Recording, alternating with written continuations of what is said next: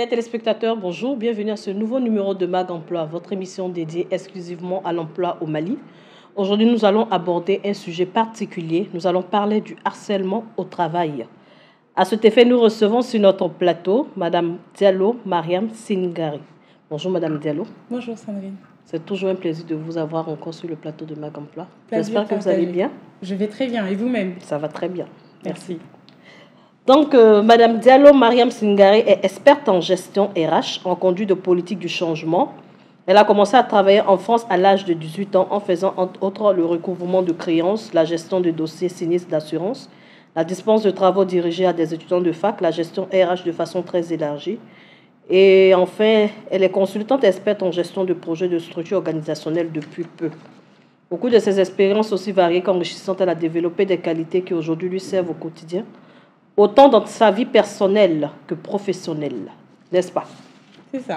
Ok. Donc, Madame Diallo, comme je disais tantôt, aujourd'hui avec vous, nous allons parler du harcèlement au travail. C'est quand même un sujet particulier, un sujet peut-être qui n'est pas très souvent abordé, mais quand même c'est nécessaire d'en parler, parce que ça existe. Je suis d'accord avec vous. Voilà. Donc, déjà, la première question, vous, comment vous pouvez définir le harcèlement au travail? Alors, je vais vous donner une définition un peu un mixte entre les juridiques et ce qui se dit dans le dictionnaire. D'accord. Le harcèlement est considéré comme des agissements répétés, donc le caractère répété, qui vont induire une personne qui peut avoir un ascendant ou pas sur une autre personne à lui faire des agissements répétés qui vont la pousser à être pas bien. Okay. À ne pas être bien au travail. Donc, on va parler du harcèlement moral au travail. Donc, le harcèlement moral englobe en fait toute cette partie-là où les gens vont avoir des comportements indésirables, des comportements qui vont diminuer l'autre par des paroles, par des actes, par des gestes, mais de façon répétée et qui vont avoir des conséquences sur la personne qui les subit. Donc, les conséquences, on va en parler tout à l'heure, mais voilà, ça va être des conséquences où avoir la peur au ventre en arrivant au boulot, avoir un stress permanent, ne pas être bien dans son job, ne pas performer correctement, ne pas être engagé et tout ça. Et donc, ça se manifeste effectivement par plein de choses, hein, par des actes, par des écrits, par des paroles. Et tout ça, on pourra rentrer dans le détail. Ok, on en reviendra tout à l'heure. Ok, vous avez mentionné tout à l'heure dans vos propos le harcèlement moral. Est-ce que c'est le seul type d'harcèlement qui existe, mais il y a d'autres types d'harcèlement qui existent dans le milieu du travail? Alors, en fait, le harcèlement moral est un ensemble de choses. Okay. Donc, en fait, qui est partagé entre plusieurs choses. Donc, quand on parle de harcèlement moral, c'est tous les comportements hostiles qui peuvent y avoir sur le lieu de travail, des critiques constantes, le fait de set up quelqu'un for failure, lui donner des objectifs inatteignables, lui dire des choses qui ne sont pas réalisables et essayer de la noter par rapport à ça. Ça peut aussi être un harcèlement qui va être discriminatoire. D'ailleurs, ça, c'est le harcèlement qui est prévu par le Code du travail au Mali. Okay. Donc, en fait, il n'y a pas un article spécifique dans le Code du travail au Mali qui interdit le harcèlement, mais il y a un article qui est la nouvelle loi de 2016, L4 nouveau, et qui explique bien que la loi interdit toute discrimination. Donc, la discrimination peut être en fonction du sexe, de la race, de l'orientation sexuelle ou de la sérologie de quelqu'un. Okay. Donc, discriminer quelqu'un par rapport à un handicap, une maladie, ou des choses comme ça, sont des choses interdites par la loi au Mali, la loi du travail. Le harcèlement moral englobe justement tout ça, parce qu'en fait, c'est vraiment jouer sur le moral de quelqu'un et l'empêcher de faire son travail. Et dans aussi tout ça, il y a aussi le harcèlement sexuel, qui lui va être orienté vers une personne de sexe opposé à qui on va demander des faveurs qui ne sont pas, la personne n'a pas demandé. Et en fait, voilà, elle va subir des agissements répétés ou d'un collègue ou d'un supérieur pour demander des faveurs. Et elle n'est pas forcément volontaire pour recevoir ces faveurs-là. Okay. Donc tout ça, c'est les types de harcèlement qui peuvent exister au travail. Mais du coup, le moral, en fait, regroupe tout ça. Voilà. D'accord. Ok. Quels peuvent être les signes du harcèlement dans le milieu professionnel? Ça va être... alors, pour la personne qui les subit, ça va vraiment être un stress permanent. Okay. C'est pas normal, quand on vient au travail, d'avoir la boule au ventre. C'est pas normal qu'on ait peur d'être avec des collègues. C'est pas normal qu'on ait peur d'être avec son supérieur. Donc, en fait, la façon dont ça se voit, c'est vraiment ça en premier lieu. Ça va être une baisse de performance. Okay. Ça va être aussi des retards fréquents. Et ça peut même aller jusqu'à perdre son emploi. Parce que du coup, on va nous donner des objectifs qui vont être inatteignables, ou ça va être dans des situations où la personne n'a pas un contrat permanent et pour renouveler son contrat, on va lui donner des objectifs qu'elle ne va pas atteindre et donc elle ne va pas avoir de contrat renouvelé. Ok.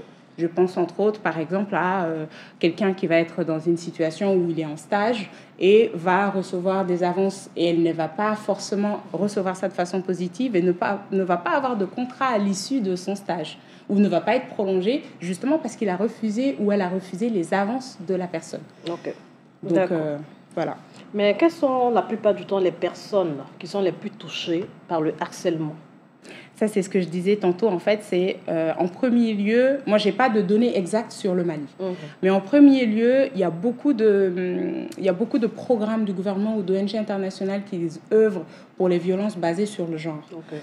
Et ça, c'est fait justement parce qu'il y a eu des études qui ont montré qu'il y a beaucoup de harcèlement ou de discrimination en fonction du sexe, et donc vis-à-vis des femmes. Et donc, les personnes les plus vulnérables et les plus exposées vont souvent être des femmes ou des jeunes, des personnes en situation de handicap, mais ça, c'est beaucoup plus tabou, on n'en parle pas souvent, ou ça va être des personnes en situation de précarité de l'emploi, les stagiaires. Donc souvent, c'est les gens vraiment qui sont dans une situation où ils vont vraiment être dans des situations tellement compliquées que derrière, ils vont pas se plaindre, ils vont pas le dire, ils vont même pas le reconnaître eux-mêmes qu'ils subissent ça en fait. Et donc, ils vont le subir et ça va être très compliqué pour eux de s'en sortir tout seuls. Ok. Mais qu'est-ce qui peut expliquer même le harcèlement au travail? Quelles peuvent être les causes? Pour moi, l'une des premières causes, c'est l'abus de pouvoir. C'est très souvent la personne qui va avoir un ascendant sur l'autre, qui va être son supérieur ou son chef, et qui va abuser de son pouvoir de chef. D'accord. Le contrat de travail, déjà, est un contrat de subordination. Donc, vous êtes soumis à quelqu'un sur le contrat et vous êtes dépendant de lui économiquement. Parce qu'à la fin du mois, c'est votre patron qui vous paye. Donc, l'une des premières causes, ça va vraiment être l'abus de pouvoir de la part du patron. Les causes après, pour moi, ça peut être, par exemple, le manque de sensibilisation. C'est-à-dire que les gens vont subir ça et ne pas savoir que c'est ça qu'ils subissent. Ça, ouais. Donc, en fait, ils ne sont pas au courant. Ils ne sont pas au courant qu'ils peuvent se faire aider, qu'ils peuvent se faire assister et que la loi les protège. Et que l'entreprise a un devoir, une obligation de protéger les employés face à ce phénomène-là. Okay.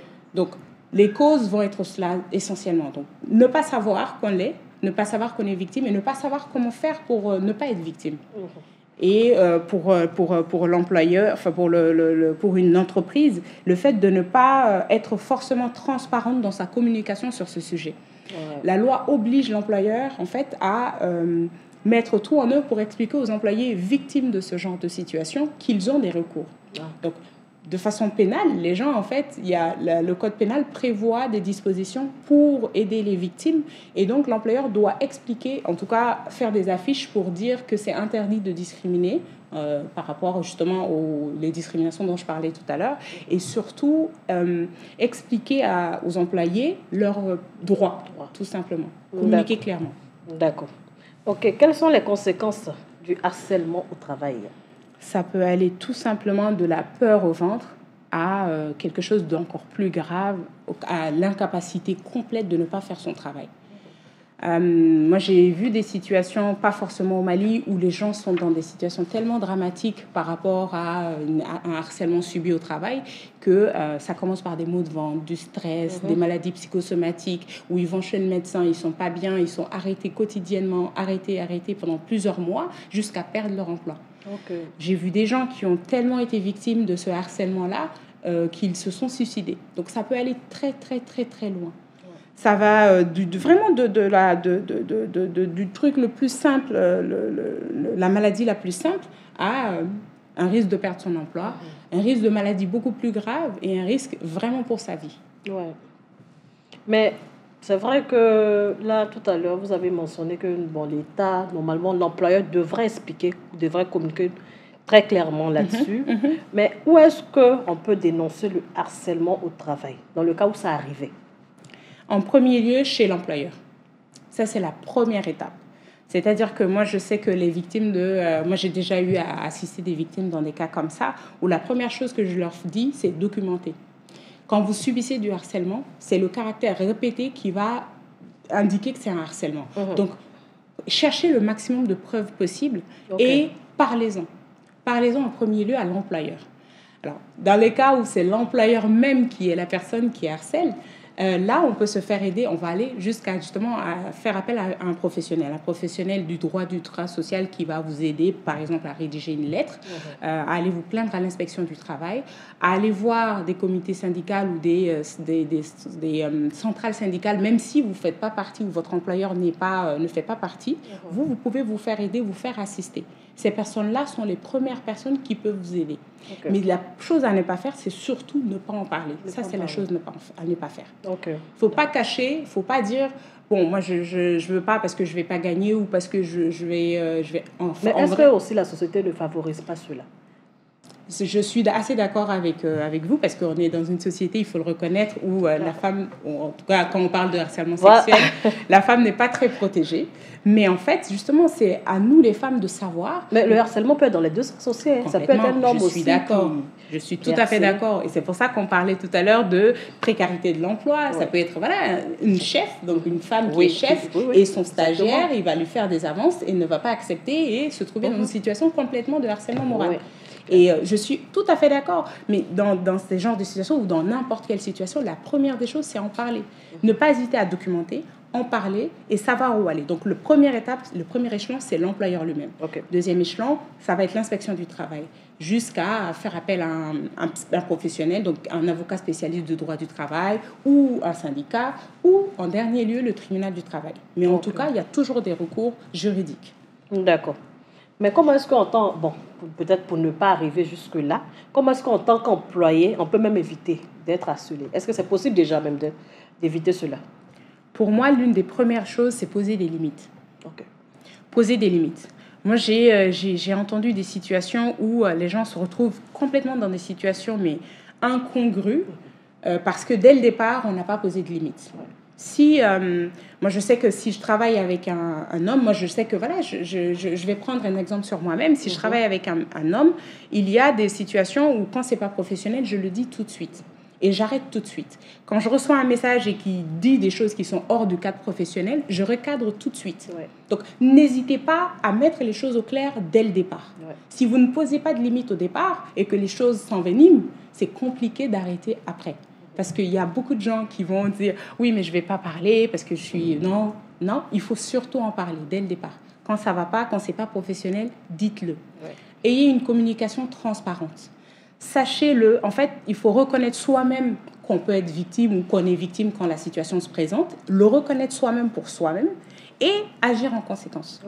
Donc, connaître ses droits et les faire prévaloir, tout simplement. Être clair sur ce qui est la limite pour vous. Donc, quand la limite, c'est moi, mon espace vital, c'est ça, et l'autre personne ne doit pas venir dans mon espace, quand ça se passe, dites-le, exprimez-le, clairement. D'accord. Tout simplement. Ok. C'est vrai que vous avez expliqué tout à l'heure un peu les recours.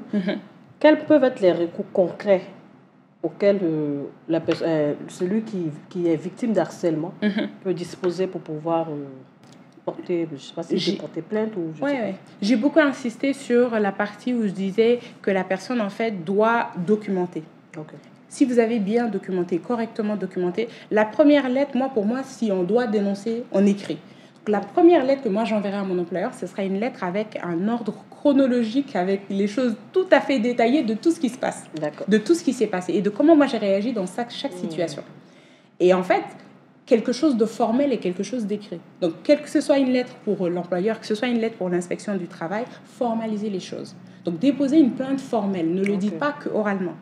Allez-y, n'ayez pas peur en vous disant ils vont pas écouter ou je vais pas être écouté ou je vais pas être entendu. En fait, pas du tout. Les gens qui se plaignent sont très souvent écoutés. Les professionnels, en tout cas, par exemple, moi je sais que si vous allez voir le département RH, c'est le département le plus indiqué pour parler de ce genre de situation. Premièrement, à cause de la confidentialité. Deuxièmement, à cause du fait que voilà, ils sont formés pour ça. Donc, ils pourront vous aider de la meilleure façon en vous disant qu'est-ce qu'il faut faire et comment il faut le faire. Formaliser les choses.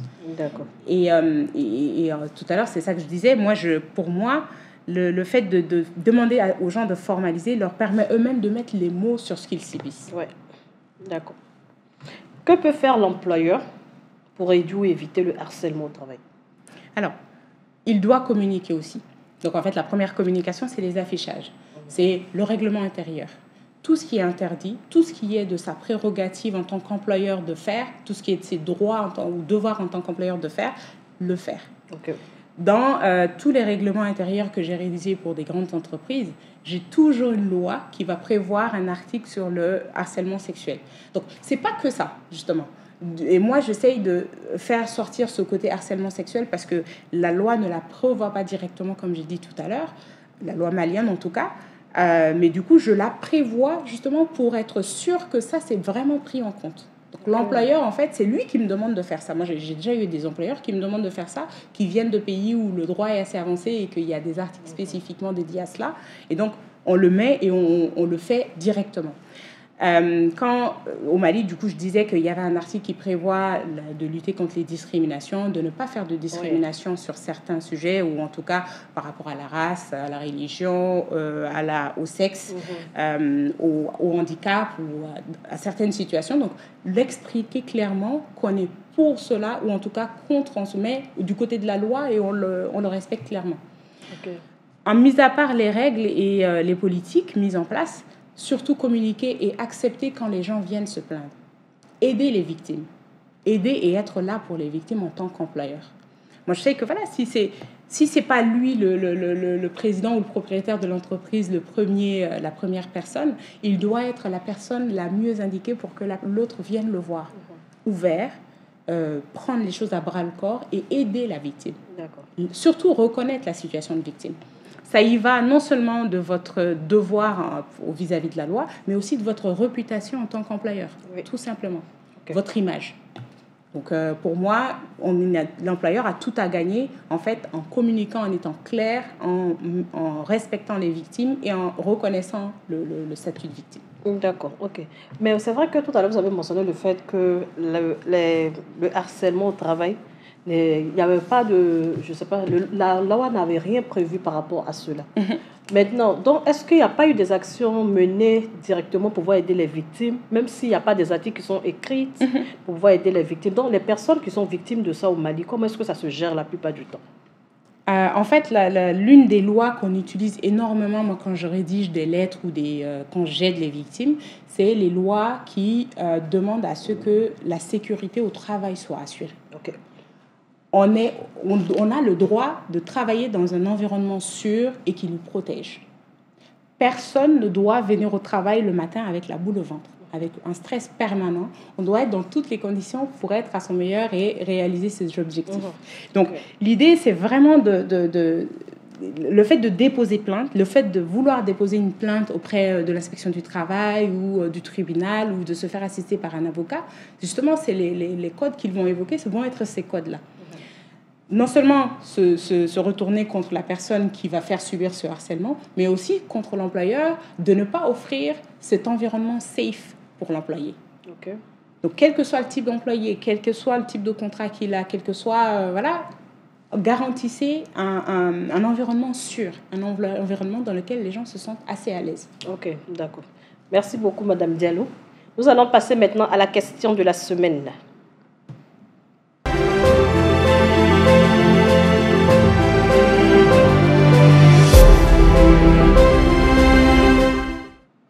Ok, Madame Diallo, la question de la semaine a été posée par Fatima Takane, qui est stagiaire dans une société de la place. Elle dit: je suis une jeune dame novice dans une entreprise et je suis victime de harcèlement de mon supérieur hiérarchique. Que pouvez-vous me proposer pour m'aider? C'est vrai qu'on avait déjà commencé à mentionner un peu cela. Maintenant, bon, des conseils concrets pour pouvoir aider la jeune dame. Concrètement, qu'elle documente, qu'elle commence à documenter si elle ne l'a pas encore fait. La personne qui est son supérieur, si le harcèlement est subi de cette personne, qu'elle passe voir les RH de l'entreprise directement. Qu'elle documente, qu'elle écrive et qu'elle dépose une plainte formelle. C'est vrai que là, c'est pas mentionné, mais est-ce qu'elle est dans le cas où c'est au département RH qu'elle fait son stage? Et donc, que c'est le RH qui est son problème. Voilà. Qu'elle aille voir le directeur de l'entreprise, tout simplement. Moi, je n'aurais pas peur, enfin vraiment, être claire dès le départ. Donc, déjà voir si elle a posé des limites, si elle a expliqué clairement qu'elle elle ne veut pas recevoir ces avances-là, elle n'est pas d'accord, elle ne veut pas y aller et qu'elle a peur. Parce que si elle ne parle pas, j'ai vu des cas, j'ai lu ça il y a quelques jours, quelqu'un parlait d'une histoire où quelqu'un qui est en stage disait être victime de harcèlement et en fait, elle n'a rien dit. Le stage est fini, elle n'a pas été renouvelée et en plus de ça, elle n'a pas eu de contrat. Donc, plus tard, quand le même employeur a fait des offres d'emploi, elle a postulé, elle n'a pas été recrutée. On lui a dit non, mais c'est parce que dans ton dossier, chez nous, tout est dit pour ne pas qu'on te recrute. Mais en fait, c'est parce qu'elle n'a pas parlé et que l'autre personne a parlé avant elle. Il y a quelque chose qui est autorisé par la loi. Aider les victimes et surtout que quelqu'un dénonce. C'est complètement autorisé et c'est gratuit et c'est normal, on est victime. Reconnaissez votre statut de victime et parlez-en. Mais ce qui est interdit par la loi, c'est les gens qui vont mentir pour dire ou dénoncer des faits qui ne sont pas vrais. Et donc ça, c'est l'autre personne qui a fait ça en vrai. En réalité, elle a non seulement, la personne vous a empêché de vous réaliser professionnellement, mais surtout, elle a menti sur vous pour que derrière, ça gâte complètement votre carrière. C'est clair. Donc c'est parce que vous n'avez pas parlé. Mais si vous aviez parlé au départ, peut-être que ça aurait complètement changé la donne, en fait. En réalité, on se dit, nous, on est en position de faiblesse et l'autre est en position de force, donc peut-être qu'on ne va pas gagner, mais allez-y. Quand tu ne prends pas le risque, tu ne peux pas savoir. Mais vous-même, reconnaissez que vous êtes victime et allez-y, parlez-en. N'hésitez pas. Il y aura toujours une oreille pour vous aider. Moi, j'étais le cheval de bataille de ce genre de situation. Ça ne m'est pas arrivé souvent, mais à chaque fois que c'est arrivé, j'ai été celle qui va au charbon avec les gens pour les aider. Parce que je sais comment faire, je sais comment rédiger, je sais qui aller voir et comment aller le voir. En cas de rupture de contrat ou en cas de départ de l'employeur, quel que soit la façon de partir, que ce soit une rupture de contrat du fait de l'employeur ou que ce soit une démission, si vous êtes victime de harcèlement et que c'est prouvé et que votre plainte est recevable, la rupture de votre contrat est requalifiée toujours en rupture abusive et vous avez des dommages et intérêts qui vous sont payés pour ça par la loi. Cela est prévu. Donc, vous ne perdez pas grand-chose à y aller en réalité. D'accord. Maintenant, est-ce que c'est facile même de collecter les preuves? C'est vrai que vous avez parlé de collecter, il faut avoir des preuves en bonne et due forme aussi pour pouvoir prouver le harcèlement. Mais est-ce que déjà c'est facile même de collecter les preuves? L'une des premières choses que j'avais dit, c'était le caractère répété. En fait, le fait que ce soit répété, je suis certaine que vous allez avoir des preuves. Moi, je me souviens d'une situation où, en fait, c'était des messages. Donc, quand j'ai dit c'est des messages, ça va être des messages qui vont vous être envoyés régulièrement sur des choses. Ça va être, par exemple, quelqu'un qui va vous mettre, tout à l'heure, quand je parlais, il va vous donner des objectifs inatteignables ou des choses complètement contradictoires qui ne vont pas aller avec ce que vous avez comme objectif au départ. Quand c'est des situations comme ça, la preuve, ça va uniquement être votre évaluation annuelle. Dans l'évaluation, ça va apparaître. Ce que vous avez accompli, votre fiche de poste est là, et les objectifs qu'on vous a assignés. Un inspecteur du travail, quand vous allez le voir pour vous plaindre, il va regarder ces preuves. Ça, c'est des preuves. C'est des preuves. Et c'est pas que c'est pas... En fait, la victime est une victime, en réalité. Et elle est traitée comme une victime. Elle n'est pas traitée comme quelqu'un qui va venir faire de la délation mensongère en premier lieu. Ça, c'est pas normalement le prime abord de comment vous êtes traité. Normalement, vous êtes une victime. Donc, quand vous venez, vous êtes traité comme une victime. D'accord. Merci beaucoup, Madame Diallo. Je sais que on est dans une société quand même un peu difficile. Et c'est encore difficile aussi. Souvent, il y a aussi les influences à côté. Peut-être même les personnes qui veulent dénoncer. Finalement, on va leur dire, ce n'est pas la peine, tu vas perdre ton boulot, tout et tout. Donc, je crois qu'il y a aussi la peur, il y a le stress, il y a toutes ces choses-là aussi qui font que très souvent, les gens ont peur d'aller jusqu'à dénoncer leur harceleur. Mais j'espère qu'à travers cette émission, quand même, ces personnes vont avoir le courage de pouvoir dénoncer afin que aussi les harcèlements dans le milieu professionnel aussi cessent, permettent aussi aux autres de pouvoir travailler dans de bonnes conditions. Dans de bonnes conditions. Je suis tout à fait d'accord. Je suis tout à fait d'accord. Merci beaucoup, Madame Diallo. Avec plaisir. Merci. Nous allons passer maintenant à l'instant Malibara avec Aïssata Keïta.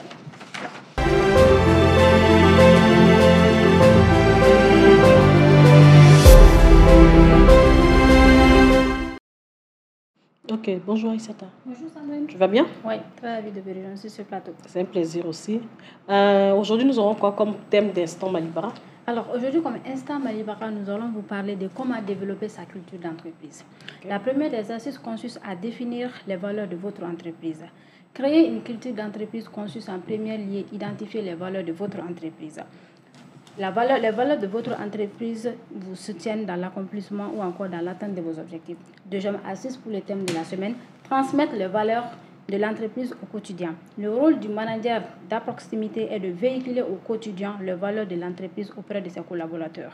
Pour ce faire, une communication interne est étroite et indispensable. Les réunions hebdomadaires ou encore les rencontres individuelles, formelles ou informelles, sont autant d'opportunités pour incarner ou encore initier les employés dans la culture de l'entreprise. Troisième astuce pour le thème de la semaine, faire preuve d'exemplarité. Le fait d'appliquer soi-même en tant que manager principal les valeurs prônées par l'entreprise est l'une des meilleures façons d'initier les autres à s'y adhérer. Votre façon de travailler, de communiquer, de gérer les stress, les pressions sont autant de manières d'incarner la culture chez vos collaborateurs. Le manager doit donc s'assurer de véhiculer au quotidien les valeurs ou encore la culture de l'entreprise. Dernière astuce pour le thème d'aujourd'hui, adaptez votre culture en fonction de l'évolution de l'entreprise.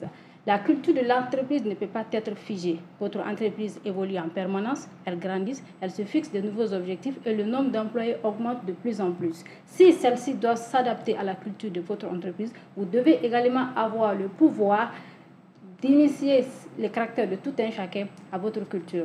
Ainsi, pour former une équipe bien solide et bien soudée. Ceci met fin à notre rubrique Instant Malibara de la semaine. On se dit à très bientôt pour un autre thème Instant Malibara. Merci beaucoup. Merci Sandrine. Madame Diallo. Sandrine. Nous sommes à la fin de l'émission. Je pense qu'on a fait le tour. On a parlé harcèlement, on a donné des conseils aux victimes. Je pense que ça m'est quand même aussi nécessaire aussi de donner des conseils aussi aux personnes qui sont les harceleurs en fait. Parce qu'il faut que ça cesse aussi. Hein. Oui. Voilà. Donc, je ne sais pas si vous avez aussi des conseils très rapidement aux harceleurs. J'ai déjà assisté à une conférence en fait sur le sujet. Moi, je me souviens en France où en fait il disait que la jurisprudence française ne prenait pas en compte le fait que le harceleur veuille ou ne veuille pas harceler. Okay. C'est-à-dire qu'il va harceler, mais en fait, des fois, ils vont se dire « Ah, mais je ne savais même pas que je faisais ça. Ah, mais je ne me rendais pas compte. Oui, mais je ne savais pas. » Ça. En fait, votre intention n'est même pas prise en compte. La victime, quand elle va subir le harcèlement, ce qu'elle subit, en fait, la première chose, c'est le caractère répété, c'est les agissements, c'est le fait de mettre à mal quelqu'un, de créer un environnement complètement délétère pour la personne. Enfin, toutes ces choses-là, elle les subit. Quand elle va voir un médecin, quand elle va chez le médecin et que le médecin l'arrête parce qu'elle n'est pas bien mentalement, parce qu'elle n'arrive pas à travailler, parce que psychologiquement, vous allez la harceler, quoi. Elle, son statut de victime permet de dire, elle a documenté, voilà les faits, donc elle est une victime, elle a subi le harcèlement. Vous, que vous ayez envie de le faire ou pas, on s'en fout en réalité. Vous l'avez fait, le résultat est là, c'est votre faute. Donc, reconnaissez-le et own your fault. Et reconnaissez votre faute et essayez de faire mieux. D'accord. Vous ne pouvez pas, bullying en anglais, je ne me souviens pas du terme en français, mais vous ne pouvez pas mettre la pression, une pression énorme sur quelqu'un qui est hors de tout professionnel, pas objectif, et qui va vers le résultat recherché par vous, c'est votre satisfaction personnelle ou un sentiment personnel. Ça n'a rien à voir avec le travail. Ce n'est pas objectif, ce n'est pas professionnel. Arrêtez-le. Vous n'aimerez pas subir ça. Et je suis sûre que toutes ces personnes-là, ils ont des petits trucs cachés qui vont faire que si eux, ils subissent autre chose qui n'est pas le harcèlement, bien sûr, c'est les harceleurs, ils ne vont pas être bien non plus. Pensez à vous quand vous êtes dans des situations où vous n'êtes pas bien et ne mettez pas les gens dans les mêmes situations. Si quelqu'un ne veut pas de vos avances, vous trouvez toujours quelqu'un d'autre qui va en vouloir. Laissez cette personne-là. Ce n'est pas obligé. Quand c'est professionnel, gardez le professionnel, restez professionnel et ça s'arrête là. D'accord. C'est bien noté et je pense que le message il est très bien passé. J'espère que ça va permettre aussi de réduire le nombre de personnes qui sont harcelées en entreprise. Je l'espère. Merci beaucoup, Madame Diallo. Merci d'avoir accepté d'être sur le plateau avec nous. D'avoir aussi donné tous ces conseils aussi par rapport au thème de l'harcèlement. C'était un thème vraiment très intéressant et un thème qu'il fallait débattre. Donc, merci beaucoup. Avec plaisir. Et on espère qu'on vous aura une autre fois sur le plateau de Mag Emploi. Avec plaisir encore. Voilà. Donc, merci beaucoup. Merci beaucoup. Merci à vous. Merci aussi à Issata. Merci d'avoir animé cette chronique d'Instant Malibara. C'est un plaisir. Merci à l'équipe technique qui nous permet de pouvoir faire l'émission Mag Emploi. Merci aussi à nos téléspectateurs. C'est grâce à vous que nous sommes là chaque mercredi à partir de 20h. Nous vous rappelons que Mag Emploi, c'est l'émission qui est préparée et présentée par l'équipe de Malibara. Nous nous retrouverons la semaine prochaine sur Joliba TV News. D'ici là, portez-vous bien.